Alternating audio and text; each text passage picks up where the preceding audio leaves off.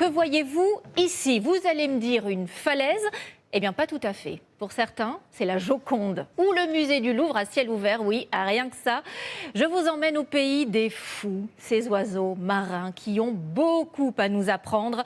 Cela commence comme une chanson sur l'incroyable île de Clipperton avec Marc de Chevigny et Bertrand Lachat. Il vit d'air pur et d'eau fraîche, cet oiseau.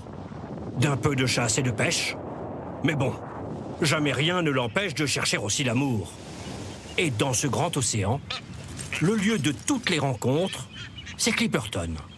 En ornithologie, on appelle cela une colonie.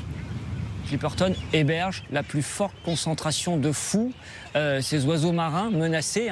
Les oiseaux marins sont le deuxième groupe au monde les plus menacés. Ils vivent toute leur vie en mer, mais ils ont une contrainte dans leur vie, c'est de pondre un œuf.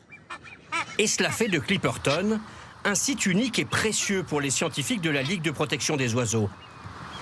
Ils sont plus sur poussins. Sur cet îlot oublié, où les oiseaux n'avaient pas été étudiés depuis 7 ans, il faudrait au moins pouvoir les dénombrer, si possible. En fait, il est trop fastidieux de compter tous les individus. Et donc, on fait un échantillonnage. Et on a 62 représentatifs. On a 72 carreaux à faire. Et là, on en a fait un. Les fous masqués sont des époux modèles. Ils s'offrent des plumes, sont le plus souvent fidèles et se partagent équitablement les tâches domestiques. Leur comportement ne cesse d'étonner les scientifiques. Ah voilà, là j'ai un oiseau qui m'intéresse particulièrement. C'est un adulte infirme. Il ne peut pas voler. Un autre oiseau le nourrit donc. Mais pourquoi ? Est-ce qu'il y a des notions d'adoption? Est-ce qu'il y a des notions d'apprentissage? Est-ce qu'il y a des oiseaux qui utilisent ce genre de situation pour apprendre justement à élever? Tout ça, ce sont des hypothèses. De retour au camp après une longue journée parmi les palmes, les becs et les plumes, au dîner, on parle encore d'oiseaux. En particulier de ceux plus timides que la nuit va peut-être permettre d'approcher. En fait, les oiseaux, ils se blottissent, tu vois. Ils te regardent, hop, tu les captures. Au milieu de l'océan, à 1 millier de kilomètres du continent, cette île est aussi un abri pour les oiseaux terrestres, des migrateurs qui se sont égarés et trouvent ici un refuge, comme ce petit héron garde-bœuf. Mais soudain, dans la végétation rampante... Je vais y aller tout seul. Un autre échassier, rarissime. Le capturer pour l'ausculter au plus près ferait le bonheur de Cédric.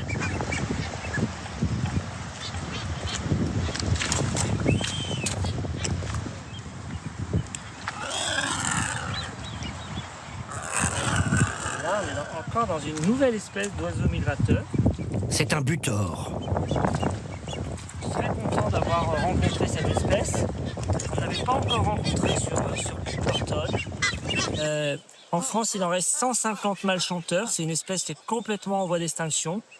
Et ça, c'est son proche cousin qui est nord-américain. Voilà, magnifique espèce. Au matin, nous découvrons la richesse de l'étonnant lagon de Clipperton. Totalement isolé de l'océan par le cordon de sable, c'est un lac intérieur où les foulques, les canards et les poules d'eau barbotent dans l'eau douce, comme dans un étang sologno. Et puis, au sud de l'atoll, le joyau de l'île. Son sol relief, le rocher. Ses 29 mètres de roches fracturées, d'alcôves, de nichoirs, exercent une force d'attraction irrésistible sur les oiseaux de passage. L'élégant nodibrin, la gigis blanche, l'énigmatique paille en queue à brun rouge et l'inévitable ornithologue à casquette noire.